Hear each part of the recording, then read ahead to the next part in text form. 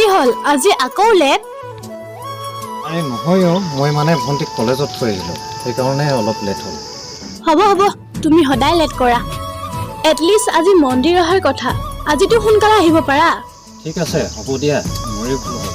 সৰি নাযাওঁ মই তুমি যোৱা তোমাৰ জিএফ কেজনীৰ লগত কি যে হ'ব তোমাৰ লগত তোমাৰ বাহিৰে আৰু কোনো ছোৱালীৰ লগত কথা নাপাতো প্লিজ অলপ বুজা না হ'ব যোৱা ৰাতি তুমি বহুত টাইম বিজি আছিলা আৰে তেতিয়া মই কনফাৰেন্সত কথা পাতি আছিলো মোৰ ফ্ৰেণ্ডবোৰৰ লগত আৰে বাবা কিয়নো ইমান সন্দেহ কৰা